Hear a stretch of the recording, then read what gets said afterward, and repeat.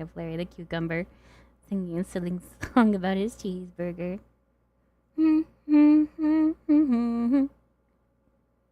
You are my cheeseburger, something cheeseburger. We're back. We're so back. Hello, guys. We're so back. Hi, thank you for holding on. I appreciate all of you who stayed. I removed the extra. Yeah, let's forego X this time, shall we? But welcome in everyone again. Give me a little check-in, if you can, because it may not count you if you do not type after we start the stream again. I kicked out of Kahoot. Wow, did you? Wait, how many players do we have? That's the questions. Huh. How can I see how many? Okay. Well, this is the scoring so far. Yeah, it says connection lost. Oh no. I could probably restart that. Post the link in the Discord. We cannot post it on stream because... This is so stinky. This is so stinky. I'm so sorry, you guys. How should we do this? I can always hide the thing on stream for the code, I guess. You can lock it. Yeah. Let me hide the Give me a thing sec. Give me a on stream, and then I will pin a link to my Discord server. And then they can get in the Discord and then get this everything they need from there. You shouldn't do that right now. Okay, whatever. I've already done it. Yeah, I know. Demons are attacking the stream. Yeah. I'm so sorry, guys. It's been one heck of a night. I apologize, friends. Please remember to check in, lurking lambs. I'm gonna see if anyone joins the Discord right now, and they're probably just getting banned. Unless I recognize the name. Yeah, unless we recognize your name from the Twitch chat. Okay, let me start the game. I will type the pin in to the Discord, and you can join in from there. Ah, there's no new joins since 5 p.m., so we're good right now. Okay. Here we go. So it should be in the general chat. Also, hello, Hygen. Welcome in. I just got here. I fell asleep again. Sorry. No worries. No problems. Nope. We've just been yapping Cryptic. and Okay, Cryptic's fine. Yes, you guys are fine. Our Kahoot has been sabotaged. I'll allow Cryptic. He's He seems chill thus far. This is fine.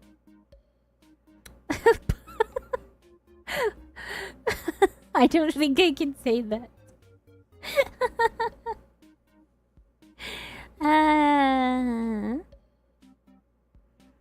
There's Cryptic and Cryptid.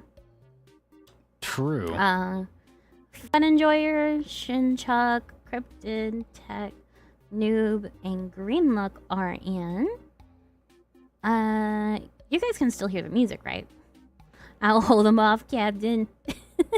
Yes, please. We are in need of it. Let's see. Are you gonna join again, Noob? Oh, you're already in there. I am losing it.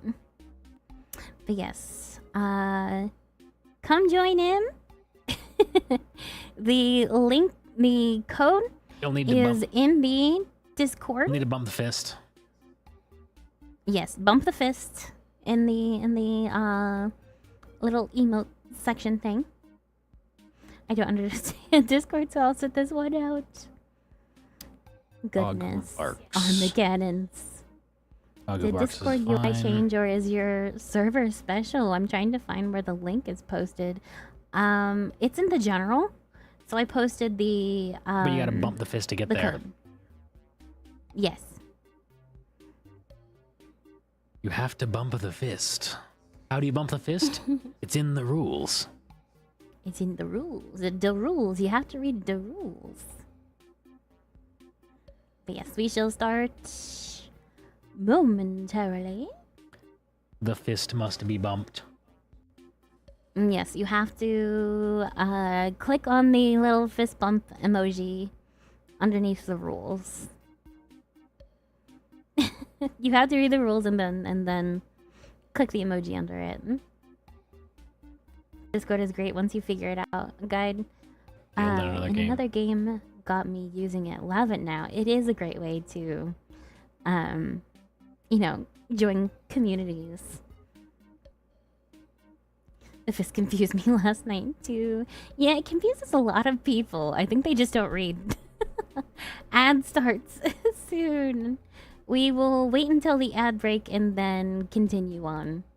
Yeah, Cryptic, we got it. Got you in there, buddy. I actually met my wife now on Discord. Fun fact, brother, same. Me and Desmo also met on Discord. We were long distance for a short while. Fun stuff. It do be like that sometimes. Redeem check-in. Thank you for the check-ins. Oh, yes. He was my Discord mod, and I was his Discord kid.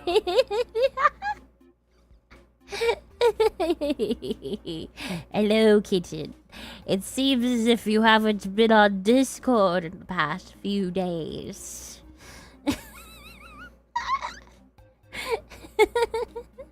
Hello, kitchen. Same. Oh, thank you for the hydrate. Same. Thank you for the hydrate. Is what? Celestium! Hi, Pookie! We are doing Kahoot. If you wish to join in on our little study, join my Discord. You may already be in there. And I have the code to the Kahoot. In general. Yes, I have the code to the Kahoot quiz in my general chat. If you wish to join in, the prize for winning today's top spot Sonic Frontiers is a gifted sub. Or your choice. No, Sonic Frontiers. Sonic Frontiers? Sonic Frontiers. Okay, you can get either a gifted sub or Sonic Frontiers. That is the that is the gift for today if you win. Yes, welcome in everyone. Hi, Celeste. Oh, thank you for the gifted. Not a gifted sub, but a regular sub. Cryptid Tech, thank you for the sub. Sanic, yes. Sanic is up for grabs. Yes, the Sonic game is up for grabs. I'm getting notifications. There we go. Okay. Yes, you can now use my very cool spinny sheep emote. Oh, still making them watch the ad. Oh no! How dare they? Twitch is so greedy. Here we go. Thank you, Cryptotech, for getting us started. 1 out of 10. I guess we have a goal for subs today, according to Twitch. Sonic Frontier. Yes.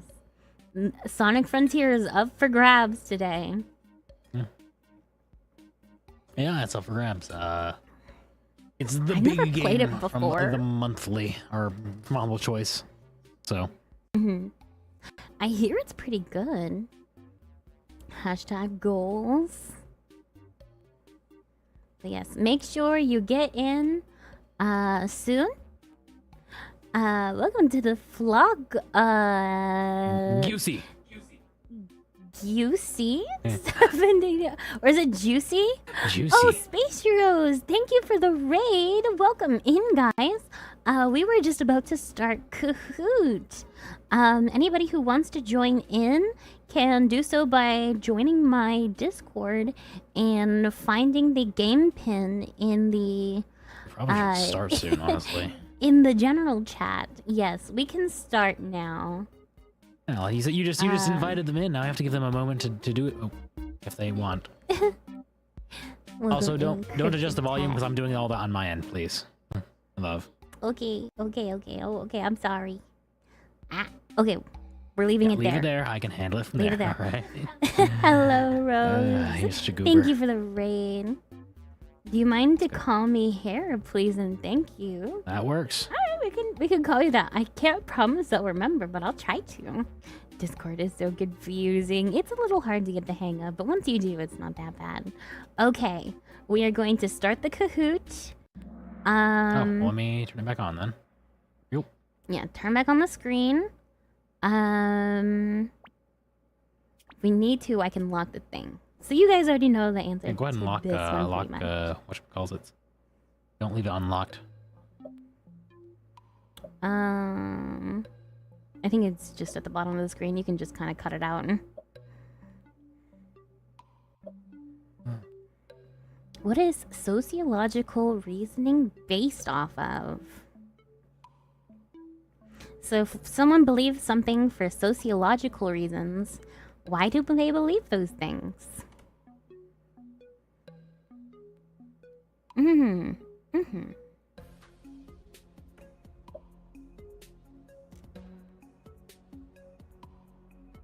Let's see.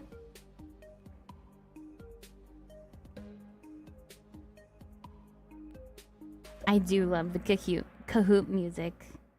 Yes, sociological reasoning is based off of the influence and opinions of society, culture, friends, and parents.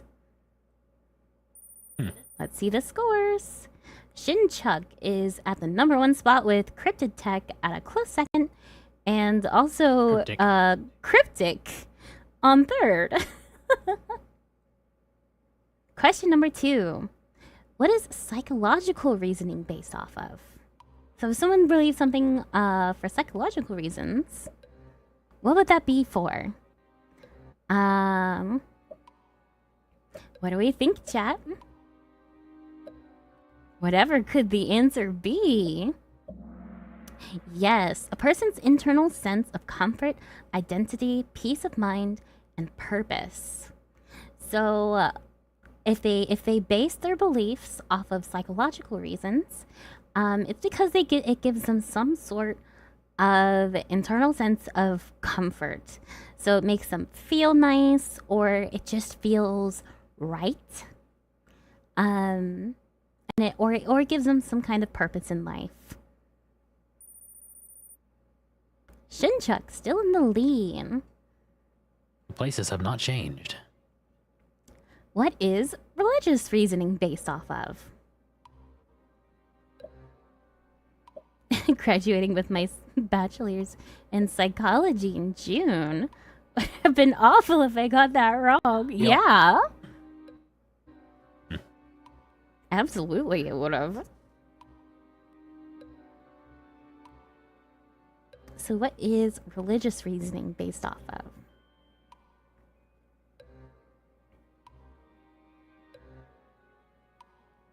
We're narrowing it down on in terms of answers. There we go. Good job, everyone. The teaching of scriptures, gurus, rabbis, pastors, and churches. So taking stuff at face value in terms of what religious teachers tell you. Doesn't always have to be Christianity, can be other things. Cryptid Tech with a surprise upset. Shinchuck now in 2nd, and Cryptic still in 3rd. What is philosophical reasoning based off of?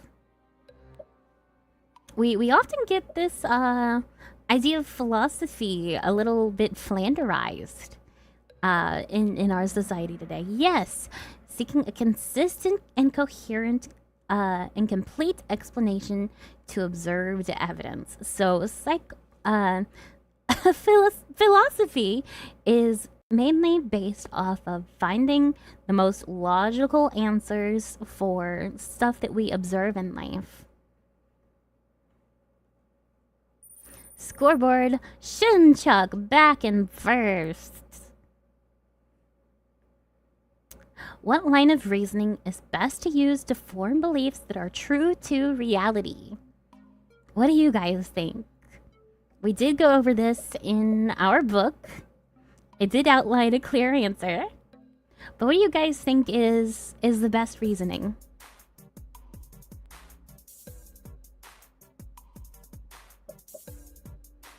I love philosophy. It is great. Misclicked, no! That's okay.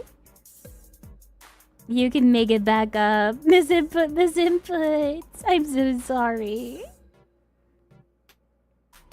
I ask if you can make her bald the rest of the stream.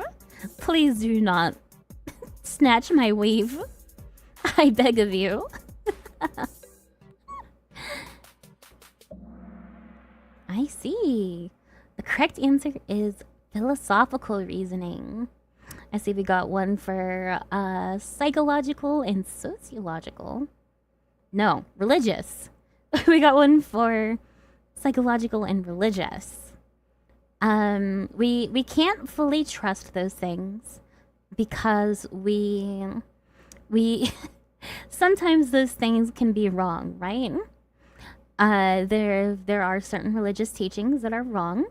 Even within Christianity, there are different denominations who teach false things like Mormonism. And psychological reasons, there's hello nuts because cults, yes, cults. Psychological reasons, your brain can really play tricks on you sometimes. Sometimes you really want things to be true. And we have seen many such documented cases of people who truly believe things but are delusional for whatever reason, whether that be mental health or physical health or just, general hallucinations. The only way that we can really get down to the issue and truly seek what reality is through philosophical reasoning. So trying to logic our way through the evidence that we have been given. Let's see. Ooh, cryptic. Now in number 2 and Fun Enjoyer in 3. Shinchuck is still at number 1 though. Why is the statement, we can only know if something is true if it's empirically verifiable or true by definition, false? Why can we can only know if something is true if it's empirically verifiable so we can measure it, or if it's true by definition? What do you guys think? Not everything is true by definition. The statement is too vague. It's a self-defeating statement, or empirical measurements are not always accurate. What do you guys think? This is a little bit of a tough one.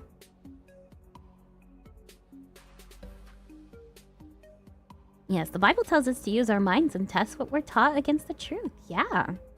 Here's where I fall apart. It's okay. I believe in you guys. You can do it. We're firm hopium addicts in this house. You guys can do it. And it's okay if you don't get it. Scofftorn, thank you for the follow. Welcome to the flock. It's okay. We're here to review and help retain the information that we've learned.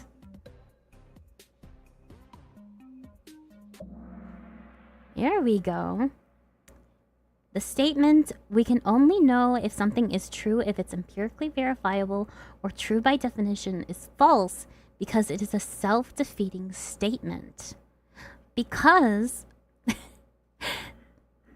the stance that you can only know if something is empirically verifiable or true by definition is neither empirically verifiable or true by definition. So it defeats itself in saying its own statement. Dang, I'm cooked. You're fine, guys. We're getting into the tougher questions. Let's see. Dog who barks. Now at number 2. Shinchuck still in that first place. Good job, buddy. Why is the statement, we can't know anything about the real world because our senses are all we have to go off of, false? Statement is incorrect. Statement is too vague. It's a self-defeating statement, or our senses can always be trusted. Thank you for the gifted sub to Heaven's Door, Knots. Thank you so much. Yes, we can't know anything about the real world because our senses are all we have to go off of. So this is basically saying that our brain makes up everything about the world around us. So we can't really know what the real world is really like because our brain is making up everything. We can't know what a tree is. We can only know what our brain tells us about that tree. Yes, remember to thank your gifters.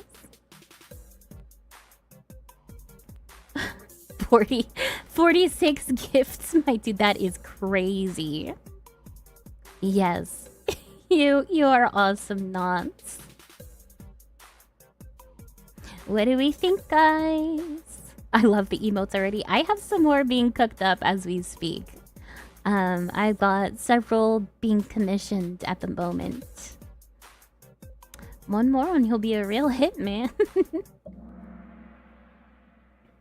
So, it is again a self-defeating statement. Saying that you can't know anything about the real world in itself is a statement about something about the real world. You would have to know what the real world is like to say that you can't know anything about it. So again, it is a self-defeating statement. Let's go to the scoreboard. Cryptic in number 2. Dog Who Barks down at number 3. You guys got it this time.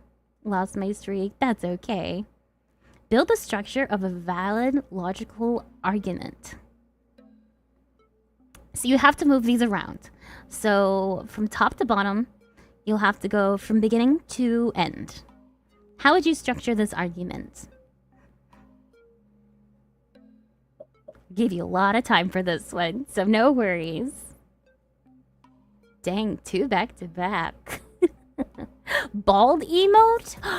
I think there actually was one that was in my commission artists available emotes. I could potentially do that, but maybe not until like wave 2 of emotes, which would also cost another pretty penny.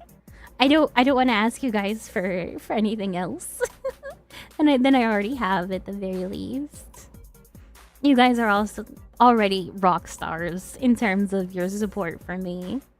So like, we're not gonna worry about that right now. All men are mortal. Yeah. I'm not gonna give you the answer, but I did read out some of that. Thank you for the head pats. Fun enjoyer. Thank you. This is some Socrates stuff. Yes, we are diving into philosophy right now. Not philosophy. I am losing it. It's late. All men are mortal. Spencer is a man. Therefore, Spencer is immortal. Good job, everyone. Spencer is amortal, not confused to be with immortal. Not immortal, amortal. Shinchuck has a streak with 8 correct answers in a row. Man, you've been studying. Good job, Shinchuck. How can we know if the premise of an argument is true or false? Amortal without immortality, of course. By looking it up in a textbook, by asking a friend or family member, by observing the world and drawing general conclusions, or by asking ChatGPT. What do you guys think? At Grok, what is the correct answer? At Grok, is this true? Grog, is this answer true? Oh, what happened?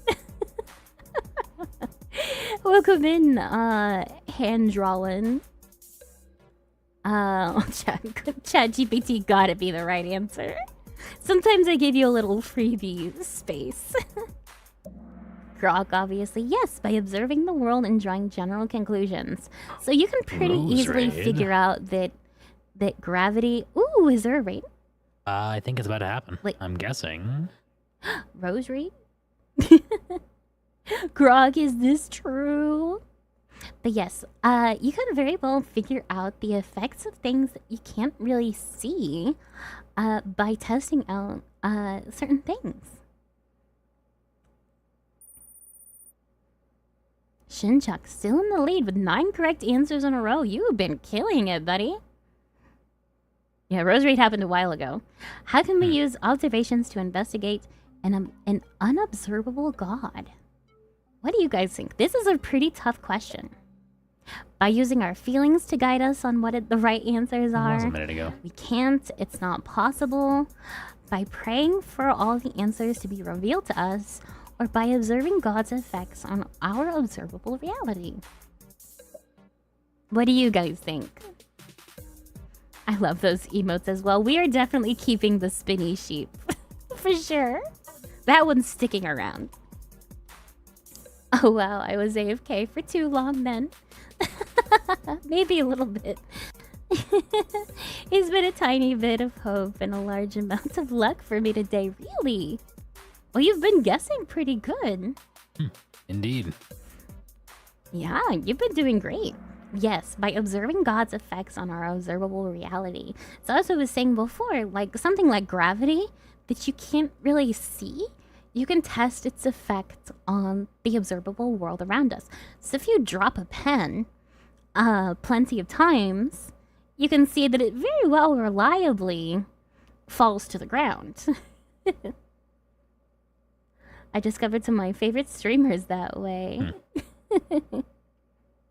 Legit, though. Yeah. All right. One last question, and it's a poll. How much did you like today's quiz? Not that much, a lot, a little bit, or not at all. You have 30 seconds to answer correctly. Gravity doesn't exist. Gravity is what we perceive as our world. Line following curved space-time.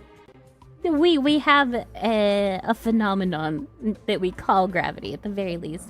A lot! 100% a lot! Thank you, guys. I worked very hard on it. Let's see our winner of today's quiz. With third place, we have Bun Enjoyer TM. Second, we have Cryptic in at 9,228 points. Shinchuck is today's winner. Congratulations. And good job to everyone else. Shinchuck, do tell us in the chat if you would like a a gifted sub as your reward for today, or Sonic what was it? Frontiers. Sonic Frontiers. Or you can get one free bald redeem. One free bald redeem. Those are your 3 choices. Let us know. Mr. Shinchuck. But yes, thank you all for participating. You all did an amazing job. And we get to build up our island. We have 77% correct answers. Achievement complete. Know it owl. A trivia stage. But yes, every time we do a Kahoot quiz, we get to build up our little island. So does that here. mean you want the free bald redeem, Shinchuck? I have a sub and I have Sonic Frontier already. So let me pass it along to second place if that's cool. Is that what you want? Or who did get we got Cryptic at second. Do you want to double it and pass it to the next person? No, just the regular ones. Do you want to pass it on to Cryptic? No, wait. Because if you're serious about that, we will honor that.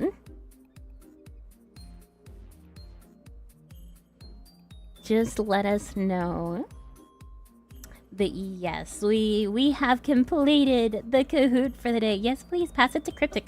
Okay, Cryptic, what would you like? Would you like the gifted sub, the Sonic Frontiers game, or a free bald redeem?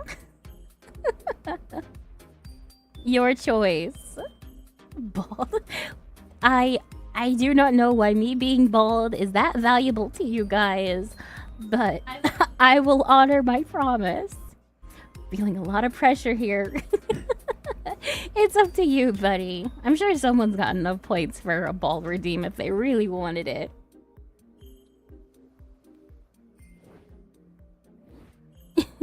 Pressure's a lot. Pressure is a lot. We'll...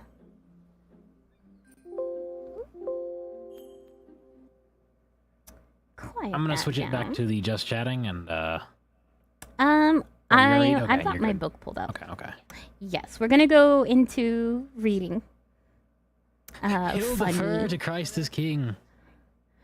What? You're passing it again?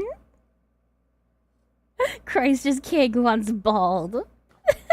Free bald redeem. He didn't even participate in the quiz.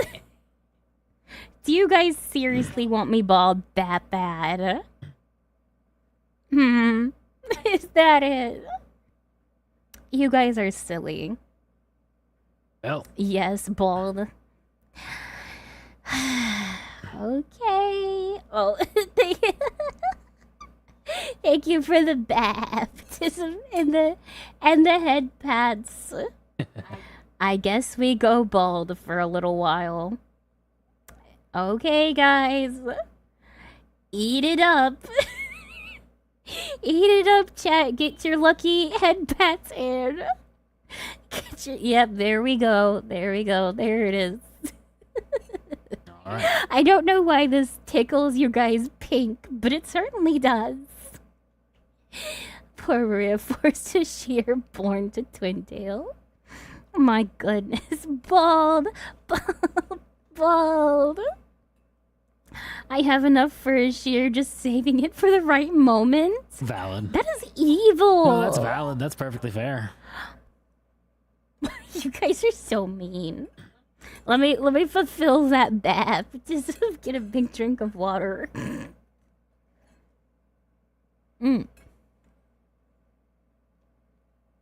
Yes, get your lucky bald hat pets in. Head pat. I am losing it. But we are going to read through one chapter of I Don't Have Enough Faith to Be an Atheist. You all should pay attention so that you can win next time's Kahoot quiz. So you can pick for me to be bald again. You guys passed up a free gifted sub and a brand new Sonic game 3 separate times so that I could be bald. Do you guys really like it that much?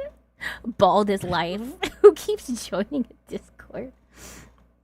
I could care less about you being bald. I just like coming in with a bucket. Did you just say furry sub? No, free sub. Free sub. Free. Yes, the shape of sheep. Why is this your most favorite? Your most favorite redeem. Okay, we're back. You had your 2 minutes of bald.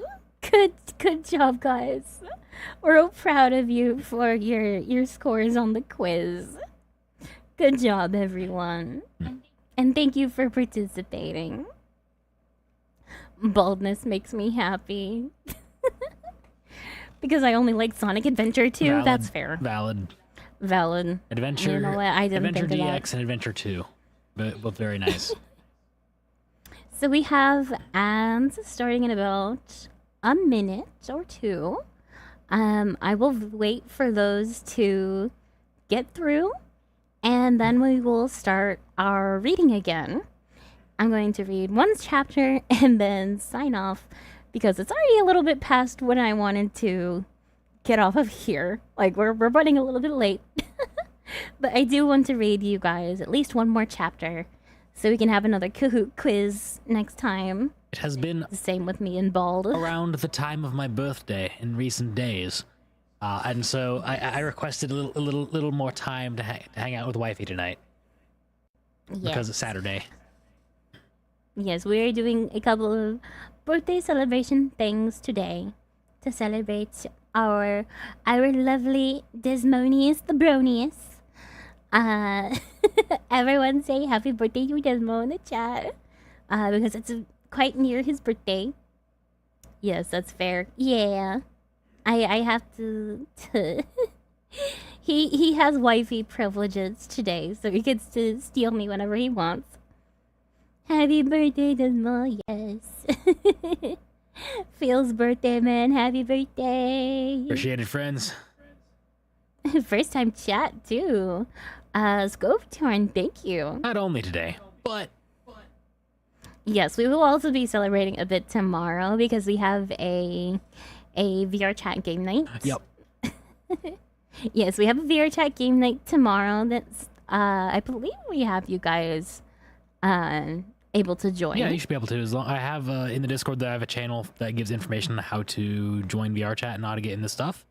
Yes. If you're in the Amen, if you have the Amen role, you should be able to hop into that pretty easy. Yeah, y'all are welcome to join. Anyone of y'all. Is there an echo for anyone else? Are we echoing? Let me check. Not me. Do you have a second tab/device playing it? Maybe. I joined the group. Yeah, good job. Nice. I'm excited to see you all tomorrow because I will be participating in game night. Let me log out and go back in. How do I acquire such a role? How does one acquire such a role, Desmond? Let me double check here, but I think... Yeah, you can go to the channels and roles section at the very top, and it's the Amen VR chat group. Yes. What do you want notifications for? You can get notifications for any Amen group stuff. To join it directly, you do have to hop into VR chat itself, though. The VR chat group itself, but... Yes. But there is a neat little tutorial that Desmond put together. Yeah. So kindly, so that all of you can join in on the fun activities and play some games with the two of us and some other of our Christian VTuber friends. Yep. It's right under the Sport Tickets channel under the information category. You guys also do not need to have any kind of VR headset for VR chat. You can play it both on your PC and on your mobile devices. I would not recommend mobile devices, but you can. You could, but why? You wouldn't have much of a fun time with it. But yes, you can join on standalone PC. Desktop, yeah. Desktop. Or laptop. You do not need any kind of VR headset for VR chat. Any PC is mobile if you try hard enough. I mean, if you have a generator around, yeah. You mobile games. No Gen Z Bible study. No, sir. No Gen Z Bible study tonight. Well, not tonight. Not even in VR chat. Not tonight. Not in VR chat. Not ever. And maybe April Fools, but that's about it. April Fools, perhaps. That would be pretty funny. I have some ideas for April Fools. She has a good one, a real good one. I like it. You mobile games. Mobile games. Yes. We should be... Yeah, Lady Lark is enough. Yeah, she really is. We love her, though. I love those soy jack emotes. That's amazing. I need to get one of those for my mascot. It's amazing. But welcome back, prisoners. Welcome back. Make sure to hit that little check-in redeem for me. Welcome to the flock, epic space troll. Thank you for the follow. My name is Marie Grace, and I am a Christian VTuber who specializes in apologetics studies, which we are about to do right now. Very nice. Very nice, Shiza-chan. Very nice, Shiza-chan. Yes, thank you for all the check-in redeems. I love having an accurate count of my flock. But yes, we are heading on to Chapter 3 of I Don't Have Enough Faith to Be an Atheist, titled, In the Beginning There Was a Great Surge. Science without religion is lame. Religion without science is blind. Albert Einstein. Quote, irritating facts. What is apologetic studies? Apologetics studies is a Christian sect, I want to say? No, a Christian sect of study? Reasoning arguments, right? Yes, reasoning arguments or writings and justifications of something, typically a theory or of a theory of religious doctrine. So basically, I study how to give a reason for why you should believe in the Bible and why you should believe that Jesus was God.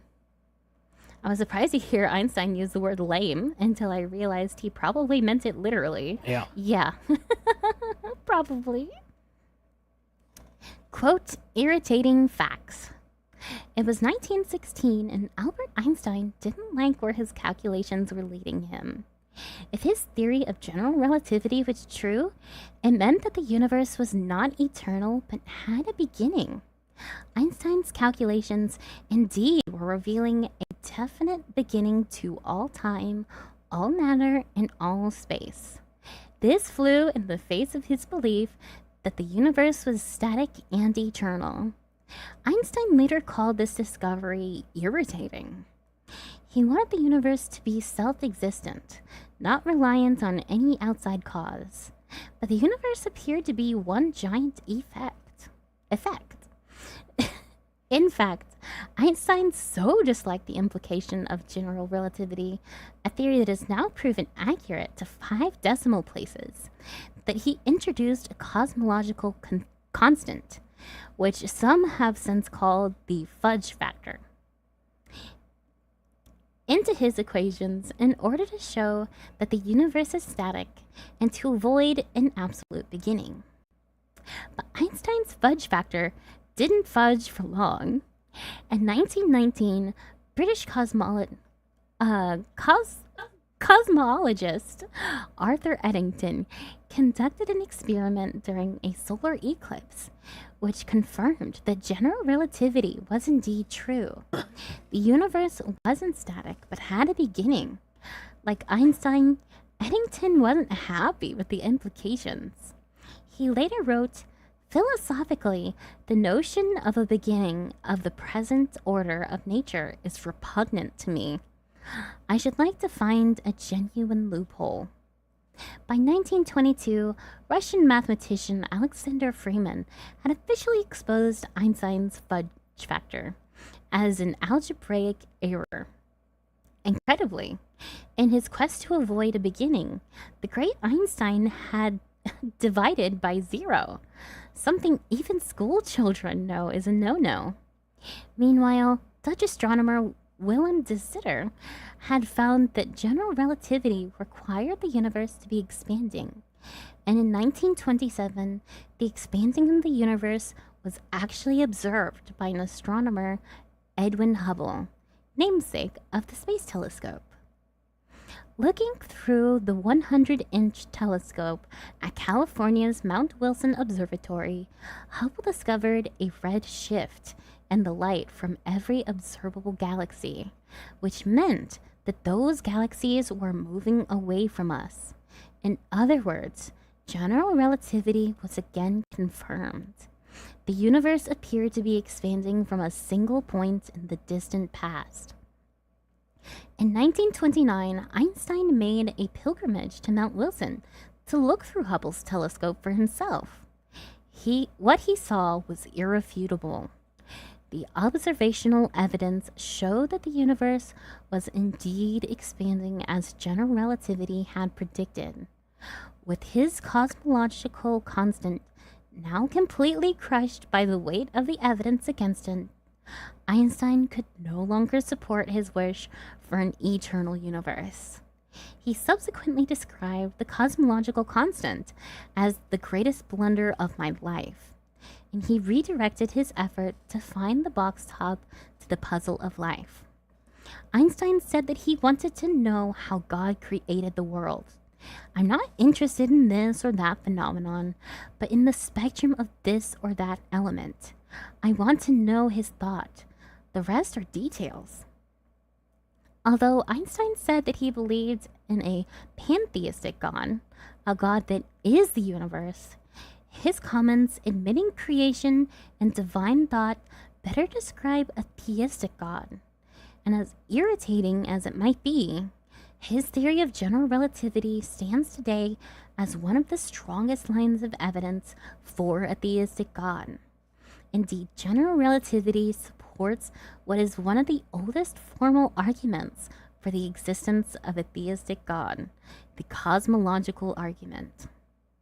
The cosmological argument, the beginning of the end for atheism. Don't be put off by the technical sounding name. Cosmological comes from the Greek word cosmos, which means world or universe. That is, the cosmological argument is the argument from the beginning of the universe.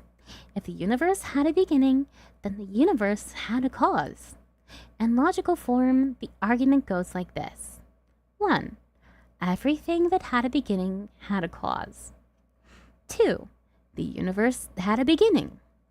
3. Therefore, the universe had a cause.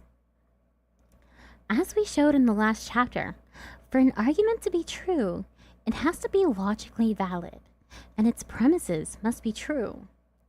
This is a valid argument, but are the premises true? Let's take a look at the premises. Premise 1. Everything that had a beginning had a cause. Is the law of causality, which is the fundamental principle of science. Without the law of Without the law of causality, science is impossible. In fact, Francis Bacon, the father of modern science, said, "True knowledge is knowledge by causes." In other words, science is a search for causes. That's what scientists do. They try to discover what caused what. If there's one thing we have observed about the universe, is that things don't happen without a cause. When a man is driving down the street, a car never appears in front of his car out of nowhere, with no driver or no cause. We know how many police officers have heard this, but it's just not true. There's always a driver or some other cause behind that car appearing. Even the great skeptic David Hume could not deny the law of causality. He wrote, "I never asserted so absurd a proposition that something could arise without a cause." In fact, to deny the law of causality is to deny rationality. The very process of rational thinking requires us to put together thoughts, the causes, that result in conclusions, the effects. So if anyone ever tells you that he doesn't believe in the law of causality, simply ask the question, what caused you to come to that conclusion? Since the law of causality is well established and undeniable, premise 1 is true. What about premise 2? Did the universe have a beginning?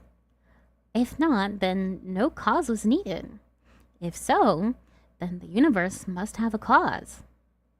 Until about the time of Einstein, atheists could comfort themselves with the belief that the universe is eternal and thus did not need a cause.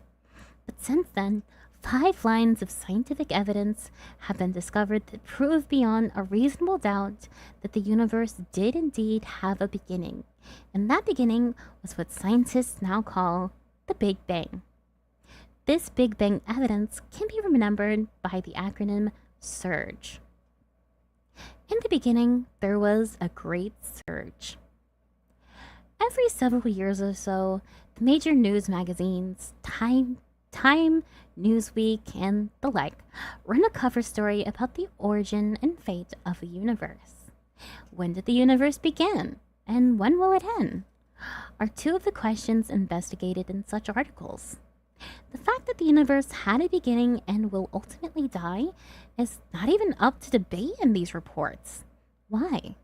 Because modern scientists know that the beginning and ending are demanded by one of the most validated laws in all of nature, the second law of thermodynamics. The second law of thermodynamics. The second law of thermodynamics is the S in our SURGE acronym. Thermodynamics is the study of matter and energy, and the second law states, among other things, that the universe is running out of usable energy. With each passing moment, the amount of usable energy in the universe grows smaller, leading scientists to the obvious conclusion that one day all energy will be gone and the universe will die. Like a running car, the universe will ultimately run out of gas. You say, so what? How does that prove that the universe had a beginning? Well, look at it this way. The first law of thermodynamics states that the total amount of energy in the universe is constant. In other words, the universe only has a finite amount of energy, much as your car only has a finite amount of gas. Now, if your car has only a finite amount of gas, the first law, and whenever it's running, it continually uses gas, the second law, would your car be running right now if you'd started it up in an infinitely long time ago? Of course not. It would be out of gas by now. In the same way, the universe would be out of energy by now if it had been running from all eternity. But here we are. The lights are still on. So the universe must have begun sometime in the finite past. That is, the universe is not eternal. It had a beginning. A flashlight is another way to think about the universe. If you leave a flashlight on overnight, what's the intensity of the light in the morning? It's dim, because the batteries have been used up most of their energy. Well, the universe is like a dying flashlight. It has only so much energy left to consume, but since the universe still has some battery life left, it's not quite dead yet. It can't be eternal. It must have had a beginning, for if it were eternal, the battery would have died by now. The second law is also known as the law of entropy, which is a fancy way of saying that nature tends to bring things into disorder. That is, with time, things naturally fall apart. Your car falls apart, your house falls apart, your body falls apart. In fact, the second law is the reason many of us get dresser disease when we get older. Our chest falls into our drawers. But if the universe is becoming less ordered, then where did the original order come from? Astronomer Robert Jastrow likens the universe to a wound-up clock. If a wound-up clock is running down, then someone must have wound it up. This aspect of the second law also tells us that the universe had a beginning. Since we still have some order left, just like we still have some usable energy left, the universe cannot be eternal, because if it were, we would have reached complete disorder or entropy by now.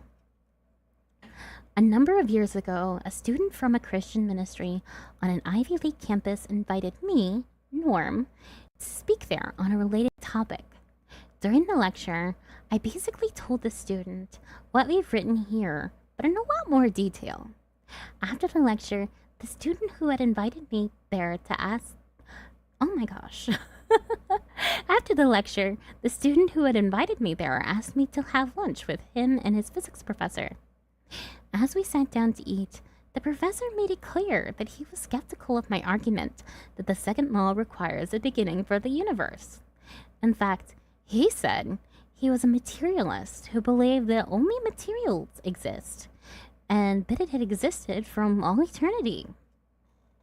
If matter is eternal, what do you do with the second law? I asked him. He replied, every law has an exception. This is my exception. I could have countered it by asking him if it's really good science to assume that every law has an exception. That doesn't seem very scientific and maybe even self-defeating. It may be self-defeating when you ask, does the law that every law has an exception have an exception? If it does, maybe the second law is the exception to the law that every law must have an exception. I didn't go down that road because I thought he would take exception. Instead, I backed off the second law for a moment and decided to question him about materialism.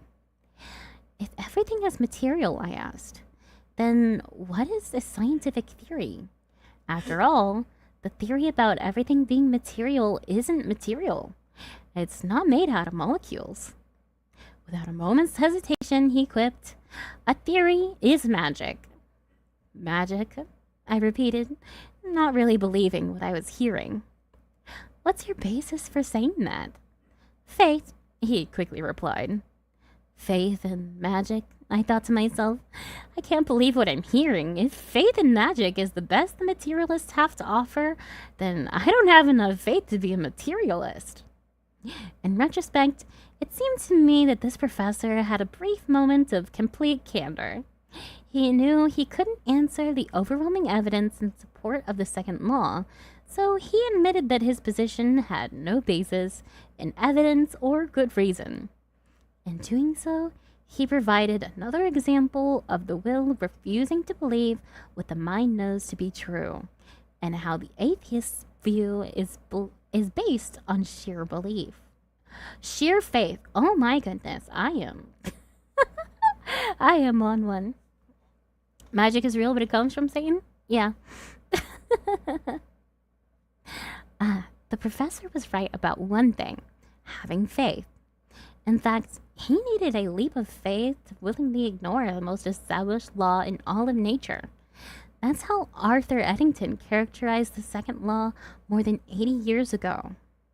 The law that entropy increases, the second law of thermodynamics, holds, I think, the supreme position among the laws of nature.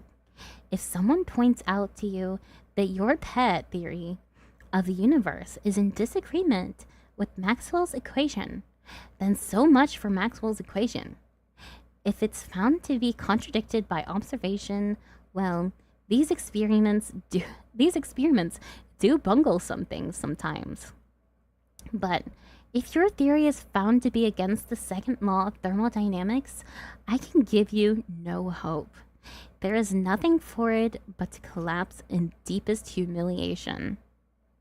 Since I could see that the professor was not really interested in accepting the truth, I didn't ask him any more potentially humiliating questions. But since we couldn't ignore the power of the second law on our own bodies, we both ordered dessert. Neither of us was willing to deny that we needed to replace the energy we had just used up. Before we go on, don't forget to check in.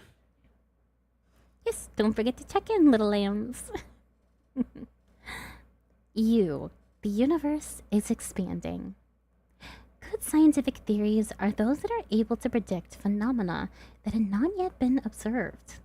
As we have seen, general relativity predicted an expanding universe. But it wasn't until legendary astronomer Edwin Hubble looked through his telescope more than a decade later that scientists finally confirmed that the universe is expanding, and that it's expanding from a single point. Astronomer Vistro Melvin Silver was hot on the trail of his expanding universe as early as 1913, but it was Hubble who put all the pieces together in the late 20s. This expanding universe is the second line of scientific evidence that the universe had a beginning. How does the expanding universe prove a beginning? Think about it this way. If we could watch a video recording of the history of the universe in reverse, we would see all matter in the universe collapse back to a point. not the size of a basketball, not the size of a golf ball, not even the size of a pinhead, but mathematically and logically to a point that is actually nothing, i.e., no space, no time, and no matter. In other words, once there was nothing, and then bang, there was something.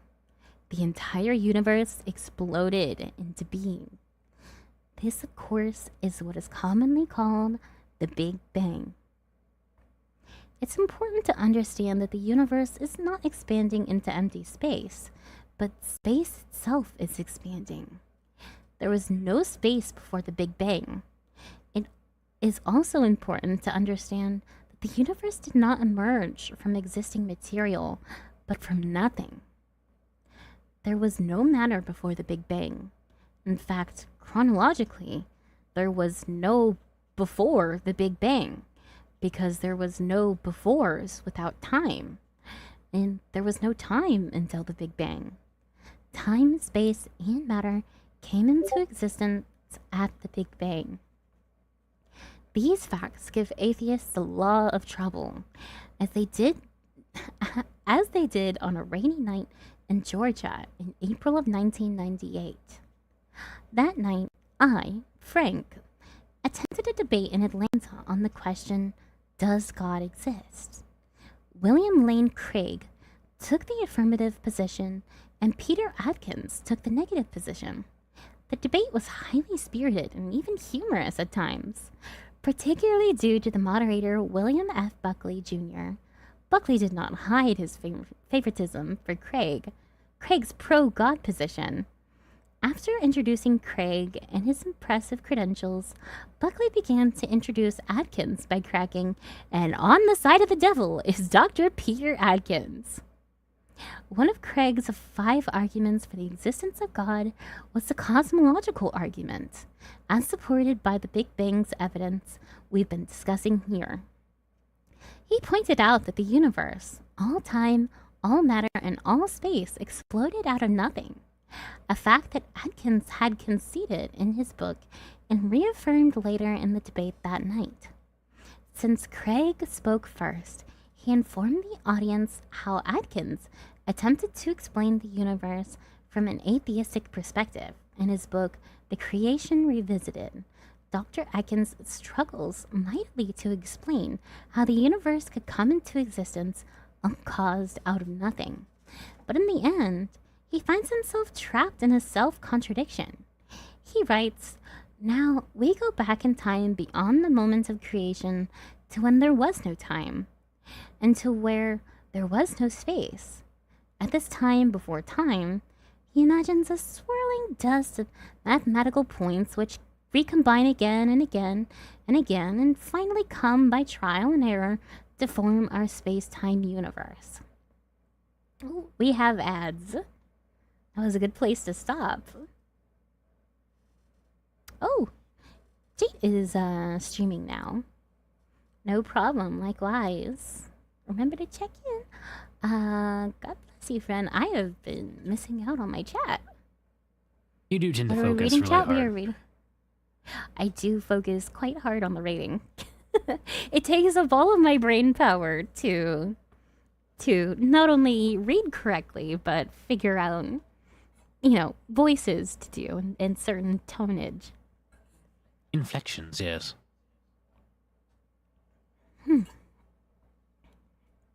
Inflections. And don't forget to check in occasionally. Twitch viewer metrics trying to rob us. Yes, they are. My diving instructor loved to say there is no such thing as an accident. There really isn't. Driving, not Nothing diving. happens outside of God's will. I'm a goober. You goose, you silly, cheapy wifey. What did I do? You said diving instructor. Is that what it said? No, it said driving. Driving instructor. I cannot read. So much for being the reading VTuber. I fail so often. I don't know why I do this. The reading VTuber who can't read. Mm-hmm. I have a smooth little shape brain. Very smooth. Smooth, very, no winkles. Very shiny. No winkles. Just smooth. Beat me to it. Yeah. Xenart. That name still cracks me up. But yes, we're having a little bitty break for me to hydrate and also to get past the rest ads. my throat for a little bit and let our friends in Agile reconvene with us. Yup. Also, nice 7 streams. Ad starts in 30 Moonberry. seconds once it starts. Yes. What have I missed? As a kid, I used to think it meant how to properly apologize. As an atheist, I thought it was Christians apologizing for the more controversial parts of their faiths, and trying to make it more palatable to non-believers. That's what I thought apologetics was. Okay, are we all out of No, are we all out of ad probably yet? just started. Oh, did it oh? I thought it just ended. I thought we were just in the ad break. Well, I don't see an ad and there's no countdown, so I guess we're good. Yeah, I've been doing another ad cycle. I thought we were in the ad. Huh. So sorry, guys. I prematurely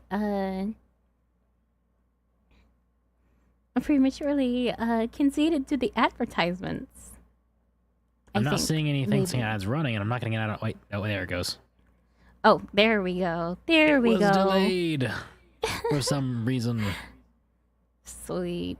I actually have to use the bathroom. Can we go to the BRB screen? Yeah, okay. Yeah. Take a little potty break. Or Desmo could take over and talk to chat while you're gone. Possibly. You could yap to chat if you want. We can do that. I won't be gone too long. Yeah, that should be fine. I can. All right. I can yap for. Yeah, you yap to chat and I'll be back. It should be fine. Okay. I'll be back. No, I just hit it. And now there is only Bear Man. Hello, flock. What super secret things shall we talk about while my sheep woman wife is away in the restroom?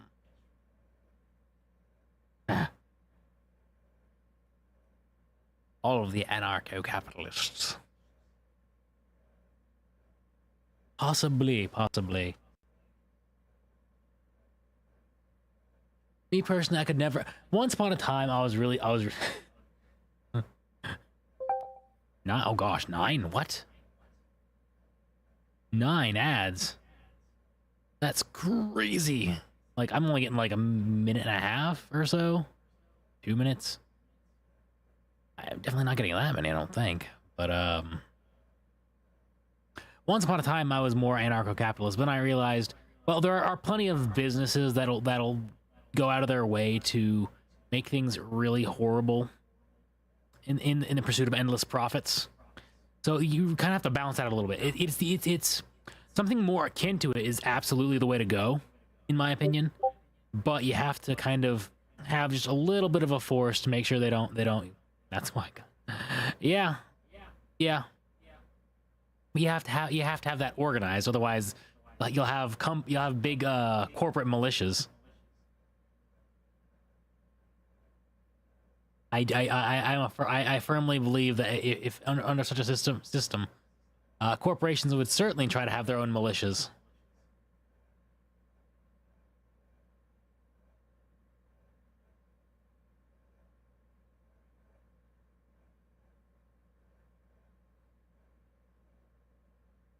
Red Bull ad.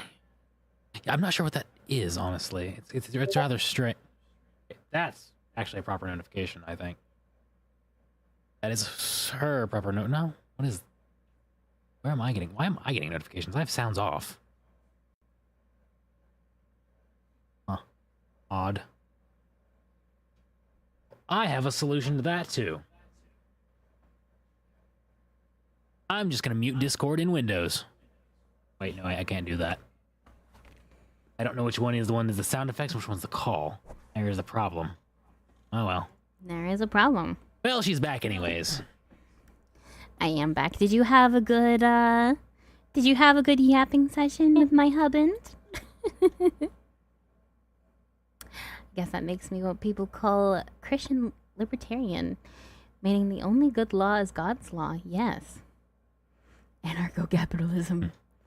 Were you talking about anarcho-capitalism with my chat, Desmo? It was brought up briefly. I'm not... I lean towards it for sure, not fully, because corporate militias would easily be a thing under that system, and then you have to have something ready to fight back against corporate militias, basically. True. And also, Desmo, can you stretch out the yeah, I'll get screen share to fit the box? Yeah, I'll get it. Because that's going to drive me nuts. There we go. Here we go. Here we go. Hello, Nuts. Hello, everyone. How was Kahoot? Kahoot was good. They chose to make me bald instead of get any kind of real prize. I didn't know my fan base hated me that much, but I'm honored. Wish people would vote with their wallets, but after Blizzard's mounts, I know it ain't happening. Bald, yeah. Ooh. Anyways, let's continue on with our reading, shall we? Craig went on to point out that Atkins' position is not a scientific theory, but actually a self-contradictory pop metaphysics. It is pop metaphysics because it's a made-up explanation. There's absolutely no scientific evidence supporting it, and it's self-contradictory because it assumes time and space before there was time and space. Since Craig did not get a chance to dialogue with Adkins directly on this point, a colleague and I stood in the question line near the end of the debate to ask Adkins about his position. Unfortunately, time expired before either of us could ask a question, so we approached Adkins backstage afterwards.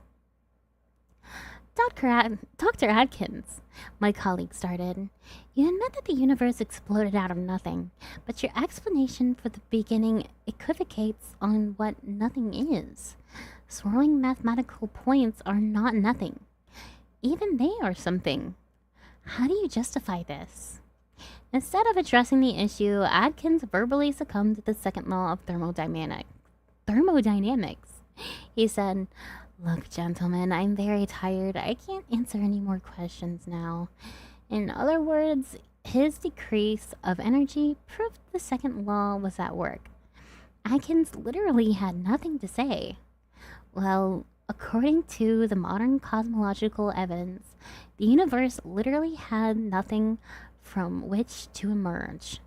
Yet, when it came to giving an atheistic explanation for this, Adkins didn't really begin with nothing, but with mathematical points and time. Of course, one can't imagine how mere mathematical points and time could actually cause the universe anyways. Nevertheless, we wanted to press the fact that atheists like Atkins must be able to explain how the universe began from absolutely nothing. What is nothing? Aristotle had a good definition. He said that nothing is what rocks dream about. The nothing from which the universe emerged is not mathematical points, as Atkins suggested, or positive and negative energy, as Isaac Asimov, who is also an atheist, once wrote. Nothing is literally no thing, what rocks dream about. British author Anthony Kenny honestly described his own predicament as an atheist in light of the evidence of the Big Bang. He wrote, according to the Big Bang Theory, the whole matter of the universe began to exist in a particular time in the remote past.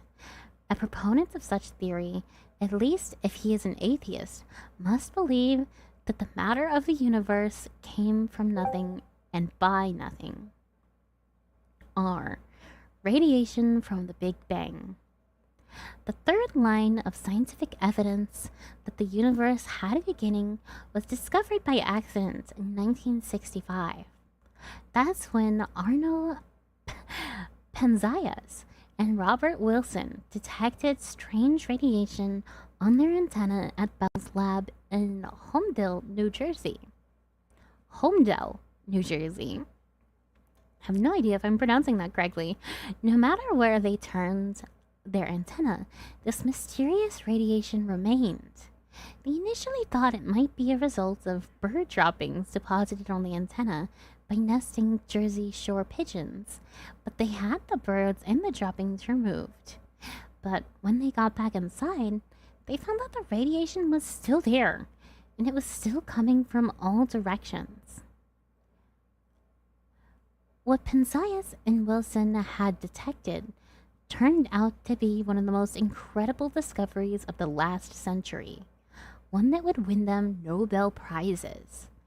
These two Bell Lab scientists, had discovered the afterglow from the Big Bang fireball explosion, technically known as the cosmic background radiation. This afterglow is actually light and heat from the initial explosion. This light is no longer visible because its wavelength has been stretched by the expanding universe to wavelengths slightly shorter than those produced by a microwave oven, but the heat can still be detected. As early as 1948, 3 scientists predicted this radiation would be out there if the Big Bang did really occur, but for some reason, no one attempted to detect it before Penzias and Wilson stumbled upon it by accident nearly 20 years later. When the discovery was confirmed, it laid to rest any lingering suggestion that the universe is in an eternal steady state. Agnostic astronomer Robert Jastrow put it this way: no other explanation than the Big Bang have been found for the fireball radiation. The clincher, which has convinced almost the last doubting Thomas, is that the radiation discovered by Penzias and Wilson has exactly the pattern of wavelength expected for the light and heat produced in a great explosion. Supporters of the steady state theory have tried desperately to find an alternative explanation, but they have failed. At the present time, the Big Bang Theory has no competitors. In effect, the discovery of the fireball radiation burned up any hope in the steady state. But that wasn't the end of the discoveries. More Big Bang evidence would follow. In fact, if cosmology were a football game, believers in the Big Bang would be called for piling on with this next discovery. G. Great galaxy seeds. After finding the predicted expanding universe and radiation afterglow, scientists turned their attention to other prediction and what confirmed the Big Bang. If the Big Bang actually occurred, scientists believed that we would see slight variations or ripples in the temperature of the cosmic background radiation that Penzias and Wilson had discovered. These temperature ripples enabled matter to congregate by gravitational attraction into galaxies. It found they would comprise of the fourth line of scientific evidence that the universe had a beginning. In 1989, the search for these ripples was intensified when NASA launched the $200 million satellite aptly called COBE for Cosmic Background Explorer. Carrying extremely sensitive instruments, Koh was able to see whether or not these ripples actually existed in the background radiation and how precise they were. Kobe! Kobe! We'll call it Kobe now, just to not mistake it with Cope. When the project leader astronomer George Smoot announced Kobe's finding in 1992, his shocking characterization was quoted in the newspapers all over the world. He said, "If you're religious, it's like looking at God." University of Chicago astrophysicist Michael Turner was no less enthusiastic, claiming the significance of this discovery cannot be overstated. They have found the holy grail of cosmology. Cambridge astronomer Stephen Hawking also agreed, calling the findings the most important discovery of the century, if not of all time. What did Kobe find to merit such monumentous descriptions? Momentous. Kobe not only found the ripples, but scientists were amazed at their precision. The ripples showed that the explosion and expansion of the universe was precisely tweaked to cause just enough matter to congregate to allow galaxy formation, but not enough to cause the universe to collapse back on itself. Any slight variation one way or another, and none of us would be here to tell about it. In fact, the ripples are so exact, down to 1 part in 100,000, that Smoot called them the machining marks from the creation of the universe. Oh my gosh, when did I get a lisp? And the fingerprints of the maker. But these temperature ripples are not just dots on a scientist's graph somewhere. Kobe actually took infrared pictures of the ripples. Now keep in mind that space observations are actually observations of the past because of the long time it takes light from distant objects to reach us. So Kobe's pictures are actually pictures of the past. That is, the infrared pictures taken by Kobe point to the existence of matter from the very early universe that would ultimately form into galaxies and clusters of galaxies. Smoot called this matter seeds of the galaxies as they exist today. These pictures can be seen at Kobe's website, http://lambda.gsfc.nasa.gov. These seeds are the largest structures ever detected, with the biggest extending across 1/3 of the known universe. That's 10 billion light years, or 60 billion trillion, 60 followed by 21 zeros miles. My goodness. Now, you can see why some scientists were so grandiose in their description of the discovery. Something predicted by the Big Bang was again found, and that something was so big and so precise that it made a Big Bang with scientists. Einstein's theory of general relativity.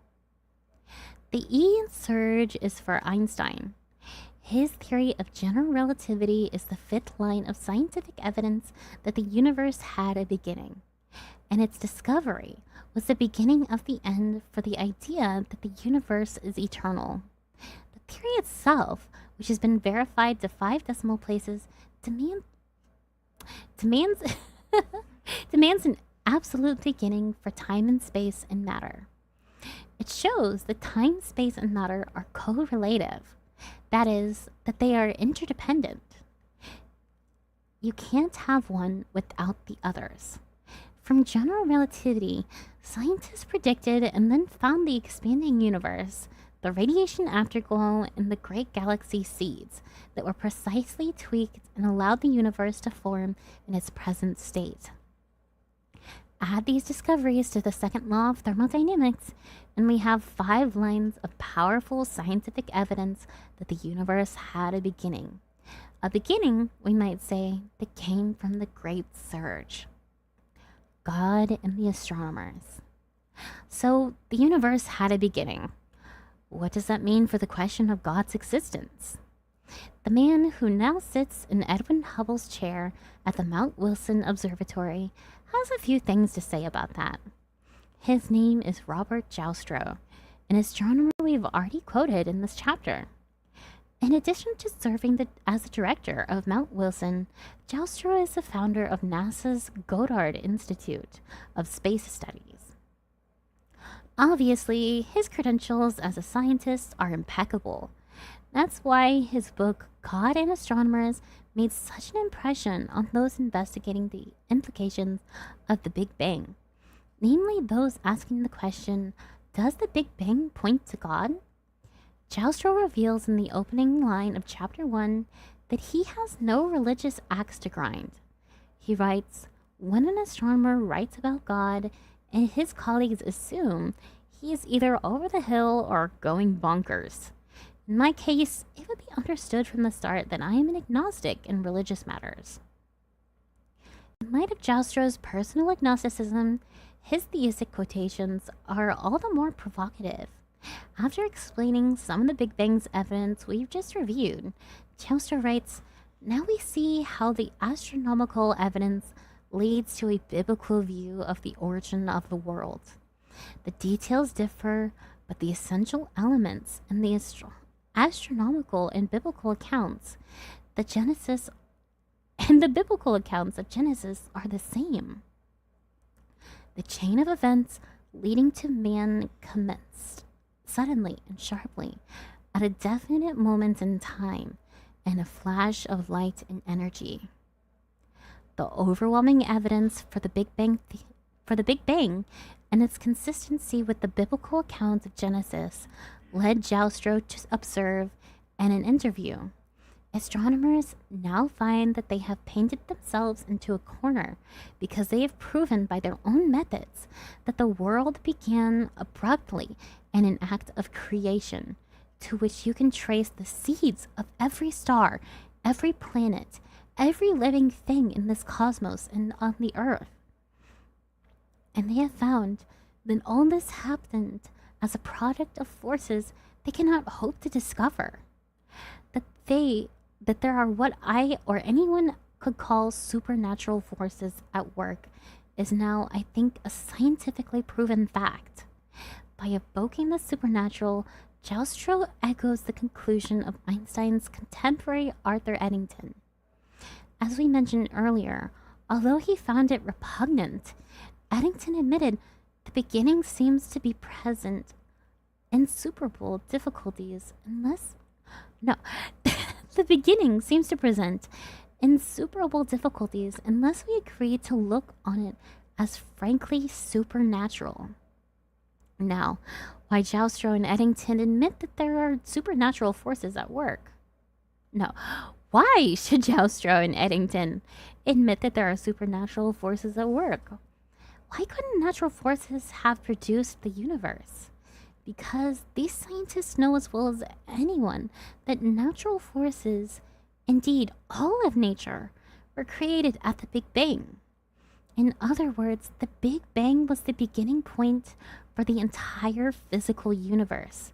Space, time, and matter came into existence at that point. There was no natural world or natural law prior to the Big Bang. Since a cause cannot come from its effect, natural forces cannot account for the Big Bang. Therefore, there must be something outside of nature to do the job. That's exactly what the word supernatural means. The discoverers of the afterglow, Robert Wilson and Arno Penzias, were not Bible thumpers either. Both initially believed in the steady state theory, but due to the mounting evidence, they've since changed their views to acknowledge facts that are consistent with the Bible. Penzias admitted the steady state theory turned out to be so ugly that people dismissed it. The easiest way to fit the observations with the least number of parameters was one in which the universe was created out of nothing in an instant and continues to expand. Wilson, who once took a class from Fred Hoyle, the man who popularized the steady state theory in 1948, said, I philosophically liked the steady state, and clearly I had to give that up. When science writer Fred Heron asked him if the Big Bang evidence is indicative of a creator, Wilson responded, certainly there was something that all set it off. Certainly, if you are religious, I can't think of a better theory of the origin of the universe to match with Genesis. George Smoot echoed Wilson's assessment. He said, there is no doubt that all parallel exists between the Big Bang theory and evident. Oh my goodness. There is no doubt that a parallel exists between the Big Bang theory as an evident and the Christian notion of creation from nothing. The Empire strikes back, but fizzles out. What do atheists have to say about this? We've already seen the shortcomings in the explanations of Atkins and Isaac Asimov. They start with something rather than literally nothing. Are there any other atheistic explanations out there that may be plausible? Not that we've seen. Atheists have come up with other theories, but all of them have their fatal flaws. Let's take a brief look at a few of them. The cosmic rebound theory. This is the theory that suggests the universe has been expanding and contracting forever. This helps its proponents avoid a definite beginning. But the problems with this theory are numerous, and for those reasons it has fallen out of favor.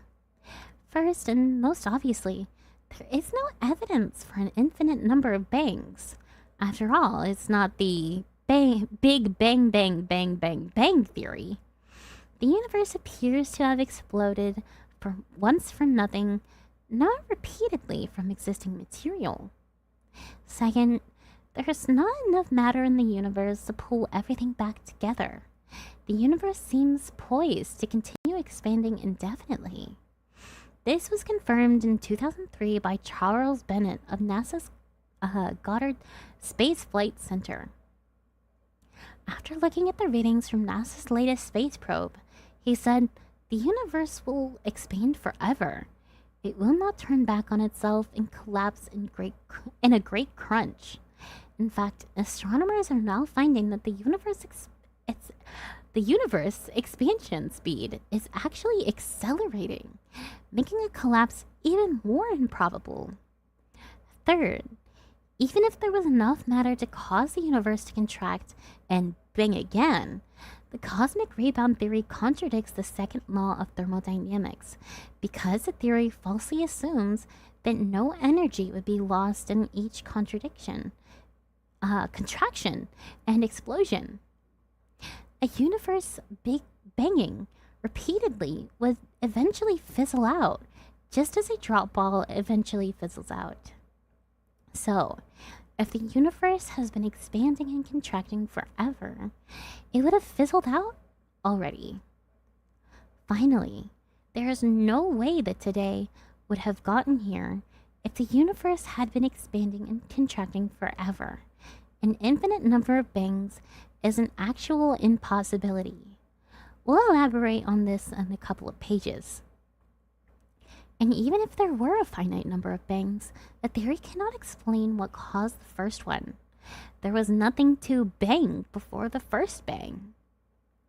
Imaginary time. Other atheistic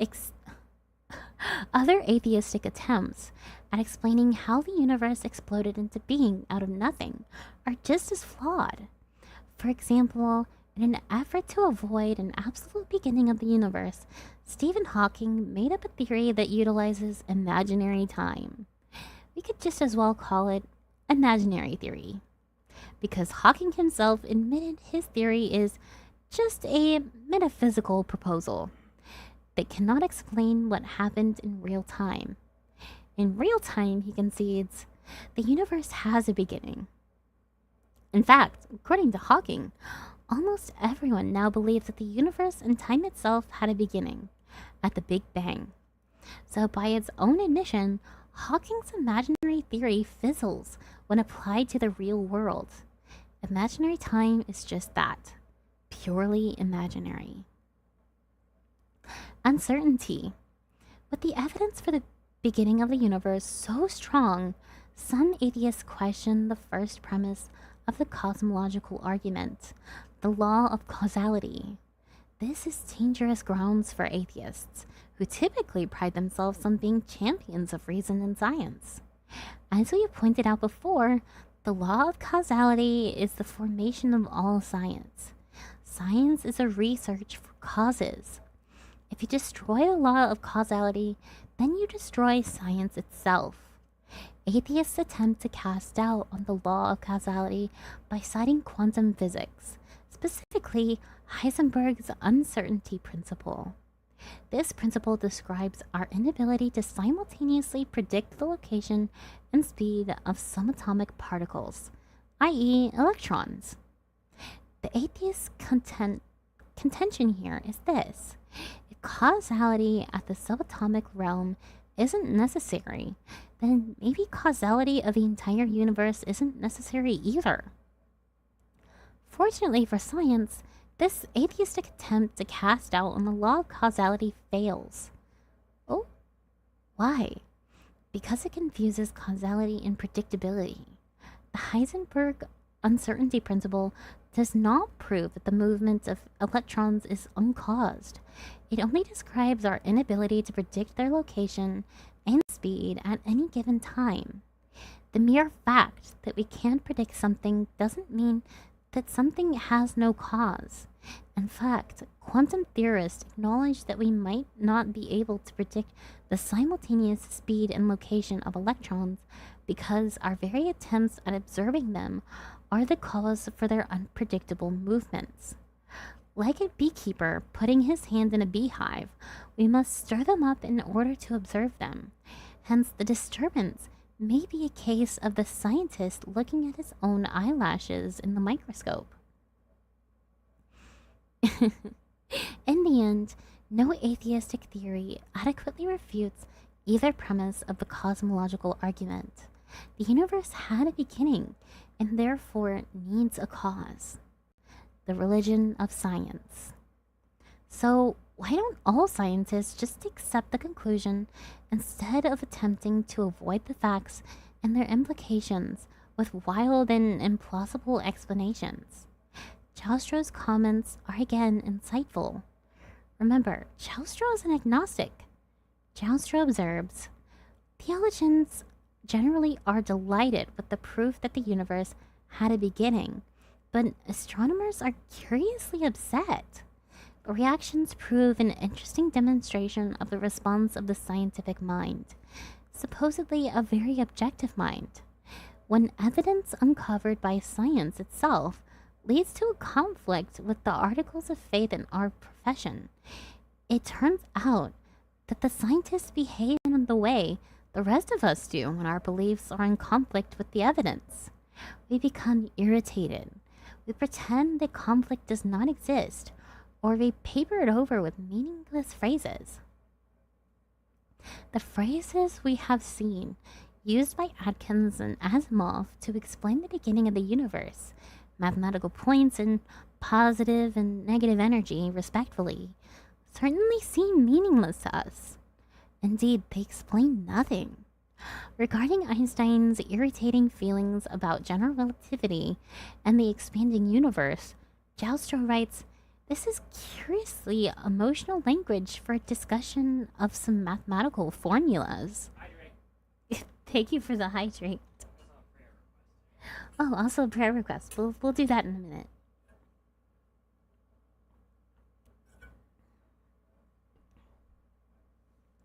I suppose that the idea of the beginning in time annoyed Einstein because of its theological implications. Everyone knows that theists have theological beliefs, but what's often overlooked is that atheistic and pantheistic scientists also have theological beliefs. As noted above, Joustro calls some of these beliefs the articles of faith in our profession, and he asserts that some of those beliefs comprise of religion and science. He writes, There's a kind of religion in science. Every effect must have its cause. There is no first cause. This religious faith of the scientist is violated by the discovery that the world had a beginning under conditions in which the known laws of physics are not valid, and as a product of forces or circumstances we cannot discover. When that happens, the scientist has lost control. If he really examined the implications, he would be traumatized. As usual, when faced with trauma, the mind reacts and ignores the implications. In science, this is known as refusing to speculate, or trivializing the origin of the world by calling it the Big Bang, as if the universe were a firecracker. Traumatized or not, scientists must come to grips with the implication of Big Bang evidence. They may not like the evidence or its implications, but that won't change the facts. Since the evidence shows that time, space, and matter were created at the Big Bang, the most probable scientific conclusion is that the universe was caused by something outside of time, space, and matter, i.e., an eternal cause. When the scientists stop short of that conclusion by papering it over with meaningless phrases or by refusing to speculate, it seems they are simply refusing to accept the facts and the most reasonable conclusions that come from them. This is a matter of the will, not the mind. The evidence is objective. It's disbelieving of scientists who are not. Also, we will be getting ads in a second. Make sure to check in. I snoozed it for another 5 minutes. I snoozed it twice in a row at this point, so we have one more snooze. Okay, did we Yeah, we snooze snoozed it it for 5 minutes. Okay. What if the Big Bang Theory How much is more wrong? of this chapter, by the way? So far, we've given solid scientific evidence, search, for the fact that the universe had a beginning. But suppose scientists wake up one day and find out that all of their calculations have been wrong. There was no Big Bang. Given the wide scope of the evidence and the ability of the theory to correctly predict so much observable phenomenon, a total abandonment of the Big Bang would be extremely unlikely. This is admitted even by atheists. Victor Stenger, a physicist who taught at the University of Hawaii, once wrote that the universe exploded out of nothingness. Stenger recently acknowledged that the Big Bang is looking more probable all the time. We have to leave open the possibility that the Big Bang could be wrong, he said, but every year that goes by and more astronomical data comes in, it's more and more consistent with at least the general Big Bang picture. Indeed, in 2003, more evidence came forth that the Big Bang is correct. NASA's WNAP satellite, Wilkinson's microwave anisotropy probe, confirmed the findings of its predecessor, Kofi, and returned pictures 35 times sharper than Kofi's of the background radiation ripples. In fact, space observations are becoming so supportive of the theistic worldview that George Will muses soon the American Civil Liberties Union, or People of the American Way, or some similar faction of litigious secularism will file a suit against NASA, charging that the Hubble Space Telescope unconstitutionally gives comfort to the religiously inclined. Nevertheless, let's play skeptic's advocate for a second. Let's suppose that at some point in the future, Big Bang Theory is deemed wrong. Would that mean that the universe is eternal? No, for a number of reasons. First, the second law of thermodynamics and the essence surge, supports the Big Bang Theory, but it's not dependent on it. The fact that the universe is running out of usable energy and heading towards disorder is not even up for debate. In Eddington's words, the second law holds the supreme position among the laws of nature. It is true even if the Big Bang Theory is not. Second, the same can be said for Einstein's theory of general relativity, the E in search. This theory, well verified by observation, requires a beginning to space, matter, and time, whether or not it all began with a bang. Third, there's also scientific evidence from geology that the universe had a beginning. As many of us learned in high school chemistry, radioactive elements decay over time into other elements. For example, radioactive uranium eventually turns into lead. This means that if all uranium atoms were indefinitely old, they would all be lead by now. But they're not. So the Earth cannot be infinitely old. Finally, there's a philosophical line of evidence for the beginning of the universe. This line of evidence is so rationally inescapable that some consider it the strongest argument of all. It's called the kalam, from the Arabic word for eternal, cosmological argument. And it goes like this. 1. An infinite number of days has no end. 2. But today is the end day of history. History being a collection of all days. 3. Therefore, there were not an infinite number of days before today, i.e., time had a beginning. To grasp this argument, see the timeline below, marked in this segment of days. The further to the left you go, the further back in history you go. Now, assume for a moment that this line extends to the left indefinitely, so you can't see if or where it begins. But you look to the right, you can see the end of the line because the last segment of the line represents today. Tomorrow isn't here yet, but when it gets here, we'll add one more segment, i.e. a day, to the right end of the line. Yippee, little diagram. Now here's how this proves that time had a beginning. Since the line certainly ends on the right, the timeline cannot be infinite, because something that is infinite has no end. Moreover, you can't add anything to something that is infinite. But tomorrow we will add another day to our timeline, so our timeline is undeniably finite. Let's consider this argument from a different angle. If there were an infinite number of days before today, then today could never have arrived. But here we are. So there must have been only a finite number of days before today. In other words, even though we may not be able to see, as we look to the left, where the line begins, we know it has to begin at some point, because only a finite amount of time could have passed for today to arrive. You can't traverse an infinite number of days. Thus, time must have had a beginning. Some may say that infinite numbers can exist, so why can't infinite days?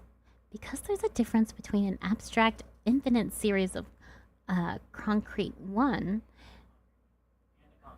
and a concrete one. My goodness. The one is purely theoretical, and the other is actual. Mathematically, we can conceive of an infinite number of days, but actually we could never count or live an infinite number of days. You can confirm an infinite number of mathematical points between two bookends on a shelf, but you could not fit an infinite number of books between them. That's the difference between an abstract and a concrete number. Numbers are abstract. Days are concrete. By the way, this amplifies our answer above as to why there could not have been an infinite number of bangs and the cosmological history of the universe. An infinite number of actual events is impossible. What we are saying here is that the universe, Big Bang or not, had a beginning. That is, the cosmological argument is true because both premises of the argument are true. Everything that comes to be has a cause, and the universe came to be. Since the universe had a beginning, it must have had a beginner. Who made God? Yes, I hear you, goober. I'm in the middle of reading stuff. I do see the ad timer. I see it.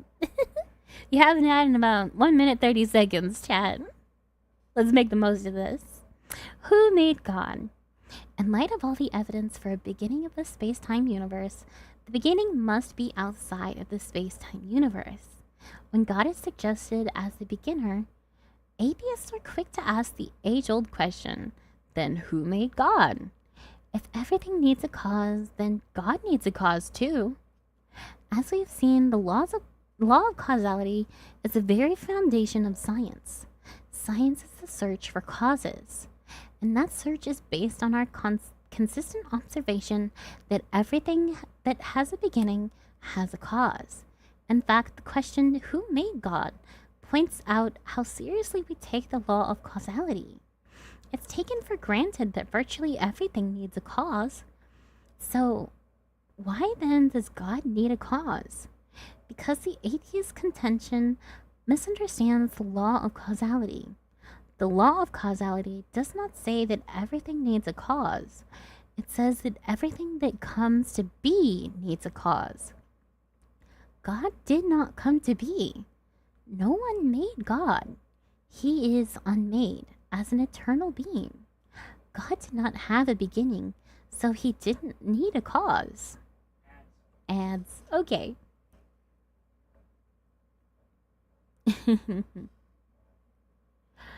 That's not Goober. His voice isn't deep enough. Yeah, not gonna lie, they lost me on this argument. Not that I disagree, but I'm not good at math. That's fair. It's a little hard to understand. We're dealing with some very interesting concepts. This is from the argument that brought me back to Christianity. Fell into agnosticism for a while into my late teens while searching for the truth. And it seemed like going to the beginning and starting there was the best place to start. That's why we're starting here. Lol, my woman has a good amount of hair. I'm just being goofy. But I did tell her I wouldn't mind her shaving it all off. Need to read this chapter. She's just way too focused. I am. Did she ignore you? Yes. I did not ignore you. I just chose not to answer you. Because I was reading. That is not ignoring.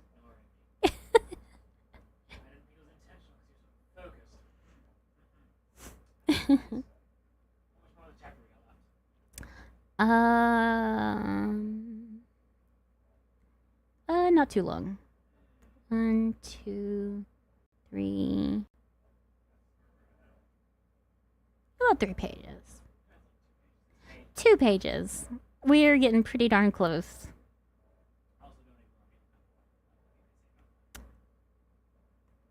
I did hear you.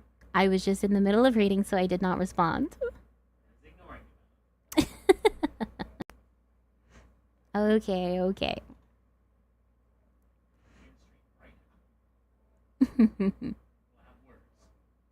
Mm-hmm.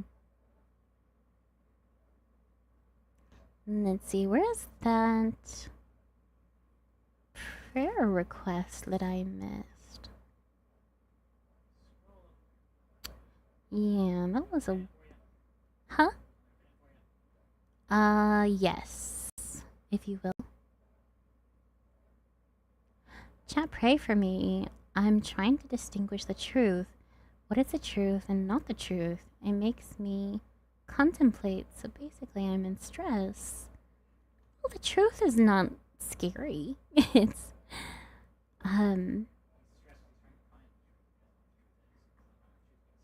well, Christ is the truth. He's the truth, the way, and the life. Of course, we'll pray for you.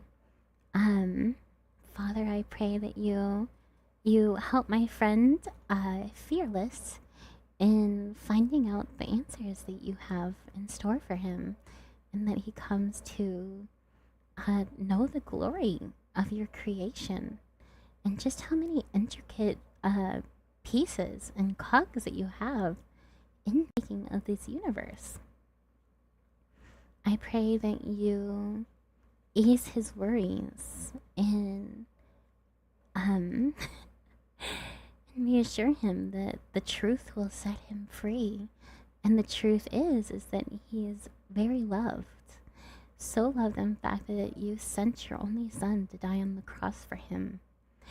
And that there is no need to be anxious in finding the truth, because the truth is far better than what he can imagine.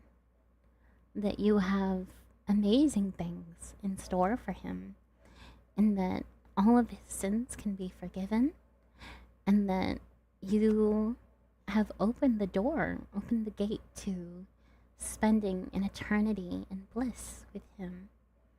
I thank you, God, for making this reality that we all share. And we are just so blessed that we get to experience this wonderful creation of yours. Amen. Yes, check-ins. You know, the scripture and brothers and sisters in Christ, yes. You can always feel free to stick around here, and we will explore the truth here. Over time, we will make our way through this book, and it does explain a whole lot, and why Christianity is true, and why the story of Christ is accurate, and why we can rely on it. I do hope that Fearless, you stay in here with us, and you join us on this journey of discovery of God's creation. Let's see, where were we? Last paragraph. But wait, the atheist will protest. If you have an eternal God, then I can have an eternal universe. After all, if the universe is eternal, then it did not have a cause. Yes, it is logically possible that the universe is eternal, and therefore it didn't have a cause. In fact, it is one of the only two possibilities. Either the universe or something outside of the universe is eternal. Since something undeniably exists today, then something must have always existed. We have only two choices: the universe or something that caused the universe. The problem for the atheist is that while it is logically possible for the universe that the universe is eternal, it does not seem to be actually possible. For all the scientific and philosophical evidence, surge, radioactive decay, and the column cosmological argument tells us the universe cannot be eternal. So by ruling out one of the two options, we are left with the only other option: something outside of the universe is eternal. When you get right down to it, there are only two possibilities for anything that exists.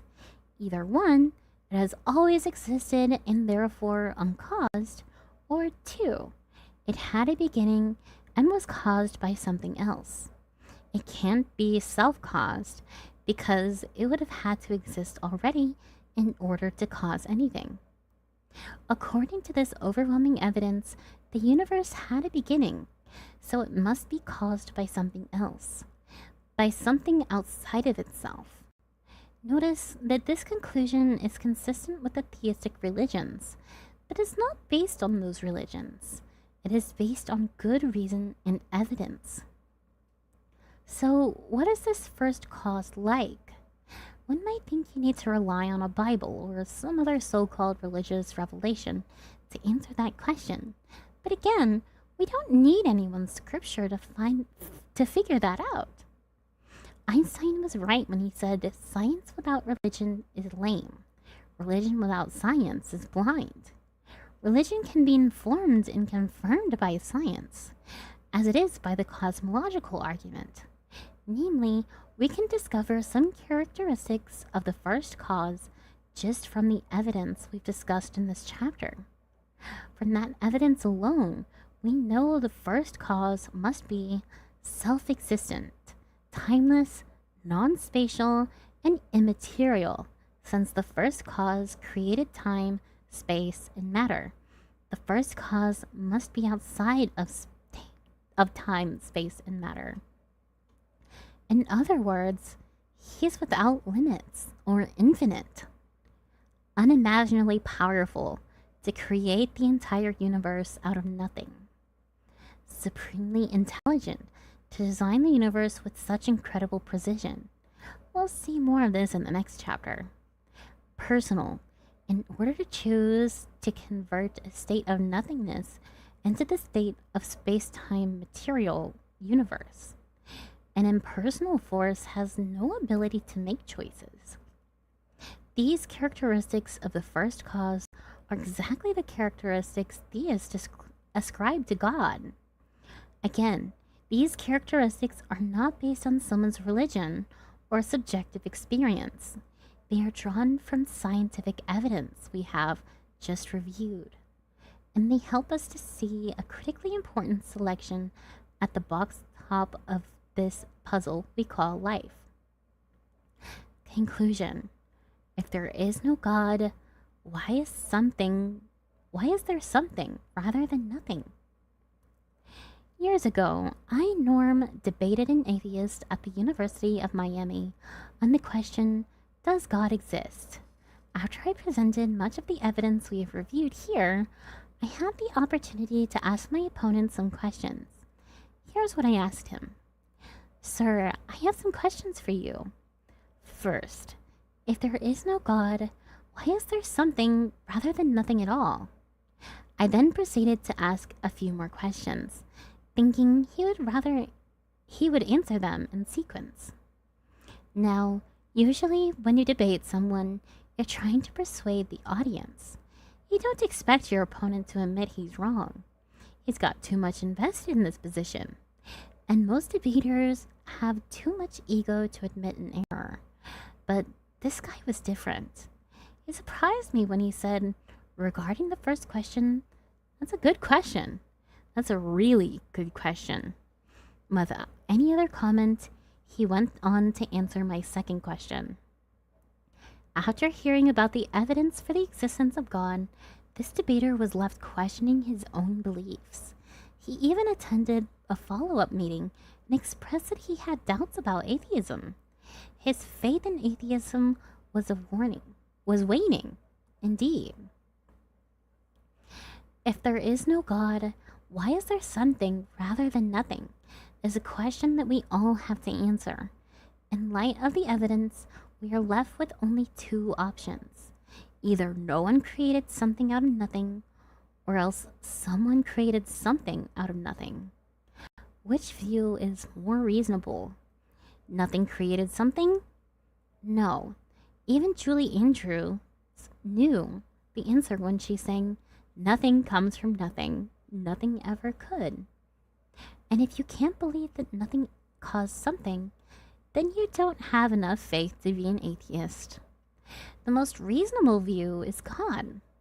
Robert Joustro suggested that when he ended his book, God and the Astronomers, with the classic line, for the scientist who has believed his faith and the power of reason, the story ends like a bad dream. He has scaled the mountains of ignorance. He is about to conquer the highest peak. As he pulls himself over the final rock, he is greeted by a band of theologians who have been sitting there for centuries. And that is the end of chapter 3. Thank you all for joining me tonight. My woman is Nigerian, so it's worse. I know your pain. What are you guys talking about? Are you talking about me? Yes. Okay. I have to tell them about my schedule. So I will be returning on Tuesday. I will be taking Sunday and Monday off regularly from now on. Great reading. Sounded just like the Spotify girl. Want a break from the ads? Good night, y'all, and always may God favor you in all that you do. Thank you. Yes, we will be beginning streams again on Tuesday. We will be going Tuesday and Wednesday. We will take Thursdays off, and then we will be back Friday and Saturday. So we'll be on 4 days a week from now on, until further notice. Collabs and other things like during the day might like disrupt that a little bit, but otherwise. Yes, we may have special exceptions here and there, but those are generally going to be the times that you will see me on. But I do want to thank you all for joining me today. There will be a quiz on this chapter that we just went over. Next time we come on and do a reading of this book again. May Christ bless you. Oh, and thank you guys. Thank you, Woman Avoider. Based as always. Do a collab with Lark? Maybe. I'm very happy I stayed up and listened. Oh, thank you guys. But I will be hopping off of here soon. How about we raid our good friend Jade Fox again? Jade Live. How's that sound? Do you guys want to go with Uncle Jade? We need to study for bald. Need to study for bald, yes. If you want to pass up by the opportunities to get a gifted sub or a new game, you can make me bald for 2 minutes if it's really worth it for you. Jay is cool. Jade's cool. He is cool. Let's go raid Jade. Right. Been good. It's been good, Flock. Before we raid Jade, though, let me just. Huh? What'd you say? Before we raid Jade, I'm gonna throw out a link to the Discord in case y'all want. Because I'll probably hang on the Discord. We'll probably hang on the Discord a little bit over the next few days, even if we're not streaming. Yes. So if you just want to hang you out, can keep up to date there. yeah. You just want to hang out over the next while we're not streaming, feel free to hop in. I'll never understand Discord. That's okay. But we will see you guys later on Tuesday. Bye bye, guys. Good night. Remember to count your sheep and count your blessings, friends. Good night. Raid.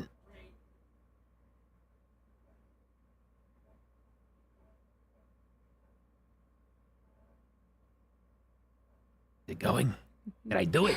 Bye bye, guys. Good Okay, yeah, night. start. Yes, we are rating. Cool. We're rating. We got it. Good night.